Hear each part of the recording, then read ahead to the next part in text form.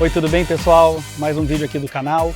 Para vocês que querem entender o que precisa para vir para cá, para os Estados Unidos, ficar legal, construir crédito, construir financiamento, hoje a gente está vindo para cá com mais um vídeo sobre ITIN Number. A Carol, minha super contadora, explicou para a gente passo a passo como preencher o formulário do ITIN. É importante vocês saberem que o ITIN, tanto o ITIN como o social, são os documentos básicos que você precisa para estar aqui nos Estados Unidos. Como eu falei no vídeo anterior, é o nosso CPF. Antes da gente ir para o vídeo, eu queria pedir para vocês se inscreverem aqui no canal. Depois do vídeo, se vocês tiverem qualquer dúvida sobre o que a Carol falou sobre ITIN, passo a passo, deixa aqui nos comentários a sua dúvida, que a gente vai responder, explicando, esclarecendo tudo isso para você. Tá bom? Obrigado, bom vídeo. Como preencher uma aplicação para o ITIN Number? A gente tem aqui do lado direito, onde você vai marcar se você está aplicando para um ITIN Number novo ou renovando um ITIN Number que já existe.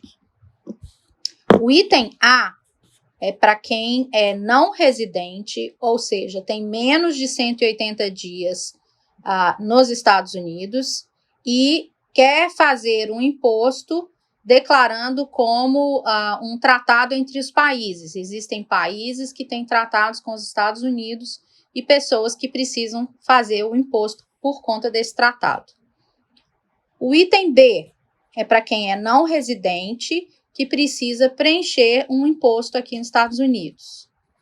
Letra C, para residentes americanos, porém, essa residência é baseada nos dias que as pessoas estão morando aqui nos Estados Unidos, presentes nos Estados Unidos. Ou seja, se a pessoa estiver há mais de 181 dias nos Estados Unidos, ela se torna, aos olhos do IRS, que é a Receita Federal Americana, residente americano. Então, esses residentes que precisam preencher o imposto de renda marcam essa opção C. Opção D, são dependentes de americanos ou de residentes. Você precisa declarar na frente qual é o nome desse residente ou desse americano e o número do social ou do ITIN number desse americano ou desse residente. O item E são para esposo ou esposa de um cidadão americano ou de um residente americano. Mesma coisa, tem que colocar o nome do residente ou do americano com o número do social ou do ITIN number. Item F é para quem é não residente que presta serviço aqui nos Estados Unidos como estudante, professor ou pesquisador e precisa preencher um imposto de renda. Item G são dependentes de um não residente que tem um visto. E a letra H para outras situações, como, por exemplo, se uma criança for adotada fora dos Estados Unidos, essa criança vem para os Estados Unidos e os pais precisam declarar essa criança no imposto de renda. Os pais são americanos ou são residentes e eles precisam declarar essa criança. Para tanto, eles geram um ITIN number até que o processo de cidadania americana esteja concluído dessa criança americana. Agora eu vou explicar o restante do formulário. No item 1A e 1B, você vai colocar o nome completo. Se você tem um nome e nunca trocou de nome, vai usar somente a linha 1A. Se você já teve alguma troca de nome, seja por casamento, seja por divórcio, você vai usar a linha 1A e a linha 1B. O item 2 é o endereço de correspondência aqui nos Estados Unidos. Não pode ser uma caixa postal, deve ser um endereço físico. E lembrando que o IRS, que é a Receita Federal Americana, não envia correspondências para fora dos Estados Unidos. Por isso a importância de ser o endereço aqui. O item 3 é o endereço do país de origem, aonde você mora. Se você é brasileiro, obviamente, o endereço vai ser no Brasil. Tem que lembrar de colocar o endereço completo, com o número de apartamento, com o número do CEP, tudo direitinho, porque senão as correspondências não chegam, seja eles nos Estados Unidos ou no Brasil, o endereço tem sempre que ser completo. O item número 4 pede a sua data de nascimento, lembrando que a data de nascimento nos Estados Unidos a gente começa com o mês, depois o dia, depois o ano. O país de nascimento, a cidade e o estado onde você nasceu e se você é homem ou se você é mulher. O item 6A é o país onde você é cidadão. 6B é o número do Tax ID ou número de identificação para impostos no país de origem. Ou seja, se você é brasileiro, o seu Foreign Tax ID é o CPF. Número 6C, você vai colocar o tipo de visto que você tem para a entrada nos Estados Unidos. Tem que colocar o número e a data que ele vence. Mesmo que você esteja com seu visto vencido ou com a sua permanência vencida, essa informação é obrigatória para a Receita Federal. Na linha 6D, o item 6D, você vai colocar qual é o documento que você vai apresentar dentro da lista de documentos exigidos, qual você vai apresentar, colocar o número, quem emitiu, a data de emissão e a data de expiração desse documento.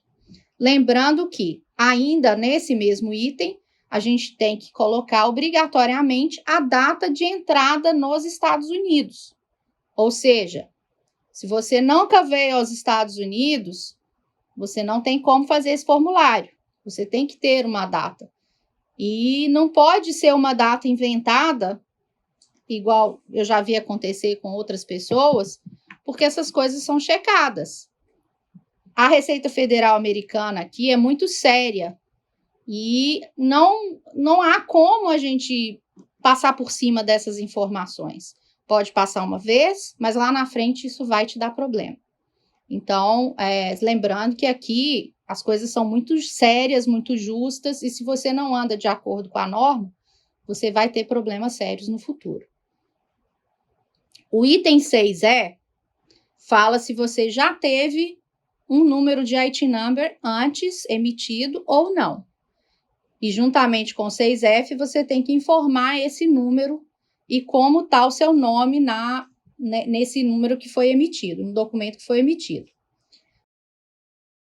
O item 6G é relacionado com o nome da universidade, da escola ou da empresa que justifica a necessidade do IT number. Como eu disse lá em cima, se você é um estudante, um professor ou um pesquisador que precisa preencher um imposto, você aqui nesse item 6G precisa colocar o nome da entidade que você está ligada, a cidade, o estado e o tempo de permanência nesse local onde você vai estar fazendo esse trabalho, ou estudando, ou fazendo essa pesquisa.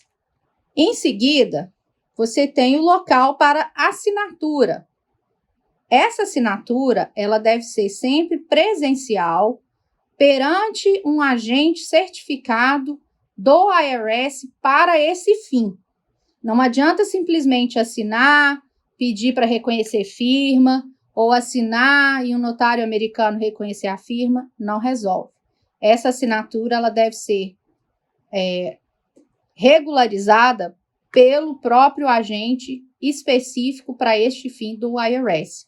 É por isso que tem, logo em seguida, a assinatura desse agente, o nome e o título desse agente, a data que foi assinado e todos os dados desse agente. O nome da empresa onde ele trabalha, o número de Tax ID dessa empresa onde ele trabalha, telefone e o número de oficial, ou seja, o registro desse indivíduo tem que estar escrito, tem que estar descrito nesse documento. Por isso que fica inviável fazer esse formulário sozinho. É impossível. Você precisa ter um agente para fazer. Tem que ter um profissional qualificado, um profissional que saiba o que está fazendo para evitar que o seu processo retorne sem ser completado.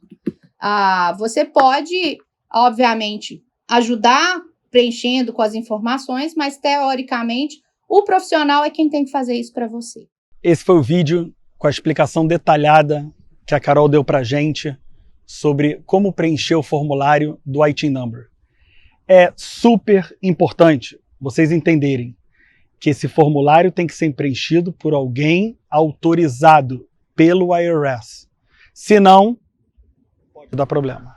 E tudo que a gente não precisa de problema, chegamos num país novo, problema. Então, por favor, preencham esse formulário com alguém que conheça e saiba o que está fazendo. Mais uma vez, qualquer dúvida, deixa um comentário aqui, deixa a sua pergunta que a gente vai responder. Se você gostou do vídeo, não esquece, se inscreve no canal e deixa o like.